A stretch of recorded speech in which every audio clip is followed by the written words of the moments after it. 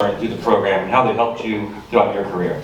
Yeah, I think there's a lot of more objective, easy ones you could probably measure. Public speaking, how to think through going to market with your product, defining your TAM, thinking through use cases, how to use a project management system, even though I'm still working through that. I am by no means a project manager, but just thinking through all of the downstream impacts and how that impacts everyone that you're working with.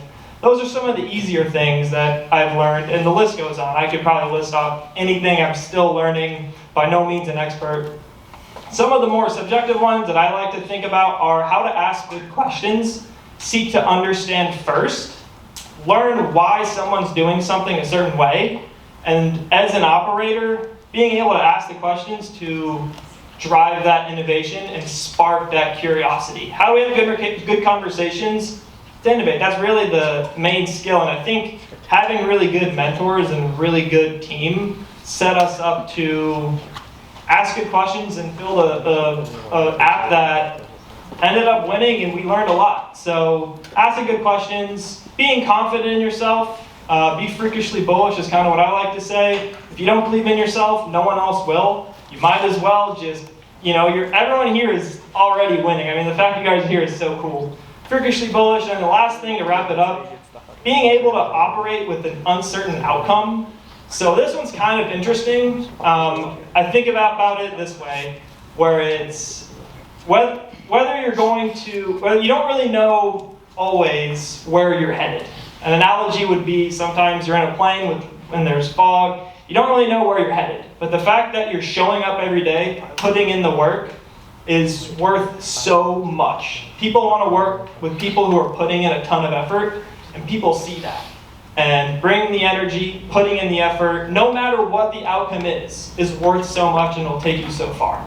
And that's something that I learned with great mentors and a great team. Well, that's awesome, and it really resonates with me now too, given the current climate of AI and the need to be curious, the need to be flexible, and not really knowing what's to come. It seemed like very valuable skills that you were able to gain. Absolutely. Fantastic. Tanvi, I want to jump over to you. If you want to start introducing yourself and your year and your product, please. So hi, I'm Tanvi. I'm currently a first-year computer science student at the University of Florida in the honors program. I was part of winning Team High Key. We won in the 2022-23 season, and our product was an AI tool where we were able to integrate an AI so that musicians could input lyrics or music that they had started, but that they didn't necessarily know how to finish, and we helped them sort of finish that. Last year I was also an intern, so I got to see the behind the scenes and just see how much work goes into pulling everything and events like these together. And I'm really excited to be here today. Awesome, welcome. So my question for you is, there's a lot of programs that you can be a part of in high school, and I know that mentoring students, NGT is not the only one that they're working on, but in your words, how does NGT stand out from the other programs that you participated in around the same age? Yeah, so within high school, something that I noticed with a lot of clubs and programs was that they're centered around a specific area. So you have your business clubs, you have your healthcare clubs, you have your tech clubs. But with NGT, something that I found really valuable was that you got to see a little bit of everything. So you could see the business side, you could see the tech side, you could even bring your own interests like we did with music. And I think that was just so valuable in making everyone more well-rounded and like really developing these skills that are necessary in aspects outside your field. And also going into college, something that I noticed was that a lot of organizations and clubs in college are very student-led, and there's a little bit of a disconnect. You don't really get access to like these industry professionals and these mentors that you get in this program.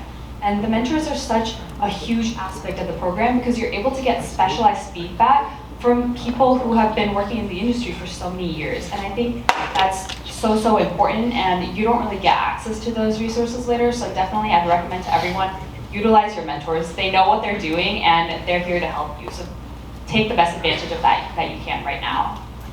Awesome, thank you, Tanvi. Christian, introduce yourself please and your product and year. Yeah, thank you. So my name's Christian DeNapoli, and my year was 2017 to 2018. And for my video, it was a wheelchair. Sidebar, I love seeing videos of myself from that time. because I immediately put myself in that place and that mentality and maturity, and I'm floored with how far I've progressed. And with the product specifically, it was a wheelchair that had specially engineered wheels that allowed it to basically sidestep. Like I tried to depict in our pitch, moving a wheelchair in tight chairs like this is kind of like parking a semi-truck. That they do a lot of movement to get particularly set and they're comfortable. So developing a wheelchair that can actually sway, which was the name of our project, so it would make it so much more ease of life. Awesome. And so with your product specifically, unlike past years, Tanvi, you have a passion for music. I know you play. You're clearly not in a wheelchair, Christian. So how did, and we talk a lot about this in the program, the importance of understanding your customer.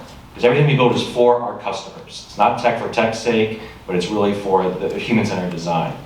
What are some of the things you had to learn or went through, and biggest learnings you had from better understanding your target customer with your product? Yeah, and as a student, that question is so stressful from the perspective of, I'm definitely not in a wheelchair, and in my life, I never had anybody that was. So the teammate that I had, Benjamin, when he brought on his story and opened up and shared that he had a family member that needed a wheelchair. And not only that, but when my grandmother lost her vision, it was my first interaction with someone personally that was disabled and didn't have it at birth, but they gained it. So seeing their life change almost felt like an out-of-body experience. That I had to take care of her every weekend. I had to cook for her and care for her. So seeing the transition of what it's like for me to live in my perspective of life, and hers was very different. So that was kind of my motivation when it was for the project of the wheelchair. And tackling, understanding your customer and doing customer surveys, it's so difficult because that's not who I am. But stepping out of who I am and discovering who someone is kind of the simplest way to put understanding your customer. So solving their problem, it's not I'm fixing something that I see that's broken. It's something that they deal with every day, and they're the ones that know the best way to solve their problem. So listening to understand is the best way to solve that. I'm hearing a theme from Rohan as well too, right? Being curious, asking good questions, very similar to identifying your customers. So thank you. And last but certainly not least, Cassandra, if you want to introduce yourself, please. Hi everyone, my name is Cassandra Bernard. I'm a marketing project manager at a cloud consulting company. I was part of the program in 2019 to 2020, and my team were finalists and we ended up getting the award of distinction for our presentation. Our product was Prepare Now, which was an augmented reality app that gamified the emergency preparedness process. So I'll give you an example. Let's say you have your phone, and in front of you is your stove with a pot. On your phone, you see a fire on that pot, and your job is to put that fire out through the app, and you move on to the next round if you put out that fire. So we wanted to kind of make a fun way to learn how to get through emergencies in your everyday life. And if you didn't recognize during the video, Cassandra was the digital version of Cassandra. And the reason for that is that her season was during COVID. So I believe right when finalists were chosen is when COVID hit and you were no longer able to meet in person like we do now with the seasons. What were some of the big challenges? How did you react to that? And how were you able to be flexible through, which is known as the most intensive part of the program towards the end? So yeah, now as a mentor, I've seen how the end of the program is like so crucial. There's the pregame, there's the final pitch for one that you get to do in person. And you kind of miss out on those experiences being in COVID. We were now online, which is crazy to say now because everything is done online. But back, 5 years ago, Zoom, Teams, all those things are not used. So my team was struggling, finding motivation or finding ways to meet because we just had met at school. So we were losing that motivation to move forward with the program, and to kind of reignite that, we thought, let's animate our video. There was no rules that you couldn't do it, so we went ahead and did it, and it's what led us to get the award of distinction. Fantastic, that's awesome. The next question I have, we're going to pivot a little bit. And, Tanvi, you have an interesting story about a career fair incident and how how NGT and the skills you've learned have helped you stand out from your peers. I'd love for you to tell the story and what it was about. Yeah, surprisingly, when I first came into the program, I could not have gotten up on a stage like this and talked in front of people. I was very quiet. I was okay with just doing, like behind the scenes tech stuff, and then I'd give it to my teammates to talk to the mentors. But Robin, Scott, and all the mentors really pushed me to come out of my shell. They were always asking me questions. What do you think about this? What have you been working on? And it took time, but slowly I was able to come out of that shell. I was able to talk to mentors. I was able to pitch, and it helped me gain like so much confidence. And this year, when I went to career fair, I had multiple recruiters tell me that I was very well-spoken, and they were always surprised to hear that I was first year. They were like, we have juniors and seniors who come up to us, and they're like not able to talk as confidently as you. They're always like, they're not as confident. So many recruiters were like surprised to hear that, and I can definitely give that credit back to NGT for helping me find my confidence, helping me learn how to advocate for myself and how to really just find my voice. I really love that story because as a mentor, you really get to see how the students evolve. And Tanvi wasn't the only one who was fairly shy, really introverted, quiet, and to see the students evolve throughout the program in a very short period of time, it's awesome to see. My next question is for Christian and for Cassadra. So both of you now are mentors this year within the program. So you've done the full circle of participated and now giving back as mentors. How has that changed? Christian, I'll start with you. How has that changed your perspective on the program, kind of being on the other side of things and working with the students versus before when you were working with the mentors and folks to help you with your project? Yeah, of course. So when you're entering as a student, the mentors are such a great tool for you. On the backhand of that, they're very intimidating at first. The first workshop, everyone's got a title, they have LinkedIns. I didn't have a LinkedIn in high school. They were more than what I perceived. And through the competition, they didn't feel that way. They didn't feel like someone on a board as a student looking up. They felt like they met you at eye level. And now on the full circle, as a mentor, that was kind of the task that I took to heart as a mentor, is approaching a student with that. I sit down at their eye level mentally and workshop with them. And doing that and being full circle, me stepping outside of my perspective, I see the impact that's had on me, because I didn't go to college. My first semester was when COVID hit, and I didn't want to pay for online, so I went and worked full time, and now I'm a network engineer, and because of my skills and my talent, that's what landed me the job. And I wouldn't be where I'm at if I didn't have the mentors that guided me on that path. And many of them are still here that I talk to, and I still talk to my fellow students that I competed with that have progressed on, and I've heard such echoes of that. It's beautiful to hear, thank you. Cassadra, how about you? So I would say, as a mentor for the last 2 years, the biggest thing I've noticed, it was kind of a self-reflection, is when I was in the program itself, I didn't know how much I grew from the very beginning to the very end. I just, when you're in your own head, you don't realize how much you change. But now as a mentor, I'm with them from the very beginning to the end, to now even as interns, you see, wow, they have changed so much. From public speaking to confidence, even really narrowing down that what they want to do with their life, which is hard to say when you're in high school. So I would say that was the biggest thing, is just you can see how much NGT360 really impacts students. Even now, in both this year and last year, I've taught pitch deck design, and I've seen the growth from when I meet with them the first time to the very end, and you just see this massive amount of growth. So that's just what NGT is all about. You don't just teach pitch deck design, you're like the pitch deck guru, I will say. Thank you. Tips and tricks that you have for the students are great. And I think it also goes to the theme with the mentors is we don't dictate what they do. The students have full control over their decisions. They have the final decision. We're there simply to guide them. So oftentimes, they'll change their mind on their product multiple times throughout the season. We also, as mentors, our job too is to bring other folks within our community and within our network to be able to talk to the students as well and giving them that access. So it's also great to see I think they have a special place for the alumni who've gone through what they've gone through now as mentors. It's extremely valuable for the students. The last question I have, and this is for everyone, I'm going to start with Rohan first. Similar to the business panel, and students, I'd be recording this or taking notes if I were you, given you have all finals winners here and now mentors.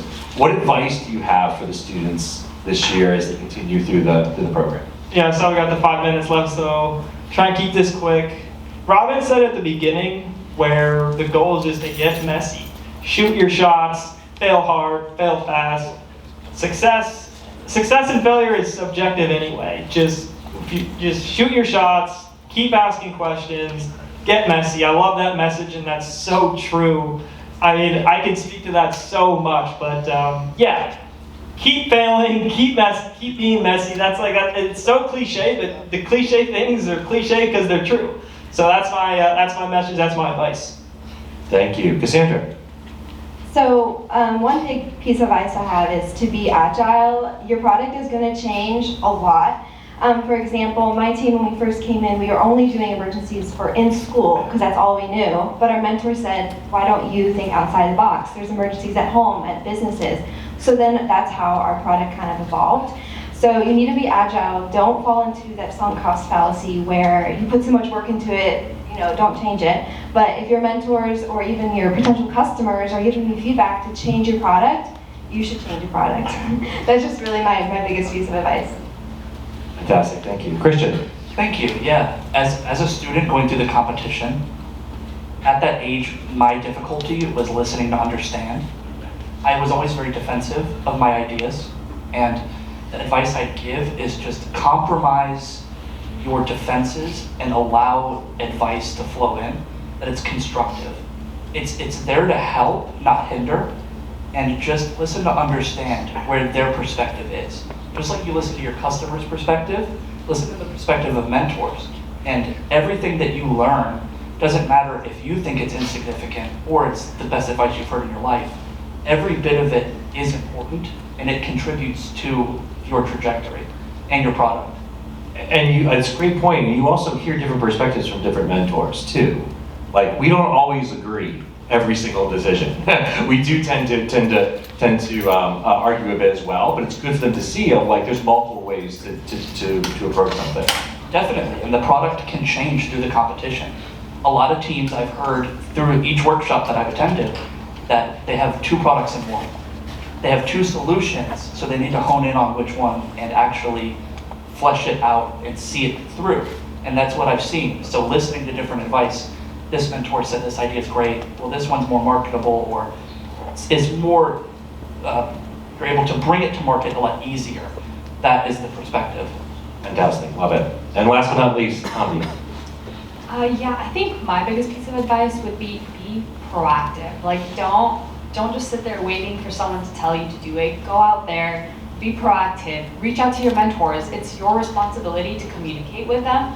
So something I think that our team did really well was that as soon as we made a few edits to one slide, we'd put it up and get immediate feedback on it. We didn't wait until our entire pitch deck was changed. We did it very quickly so that the mentors could also give us instant feedback, and it was just a repeating cycle. So be proactive, stay on top of things, don't fall behind, and listen to your mentors, obviously.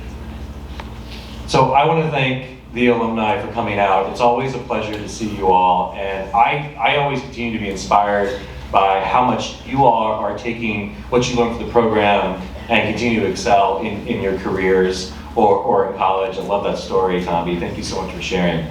Thank you, everyone. Appreciate it.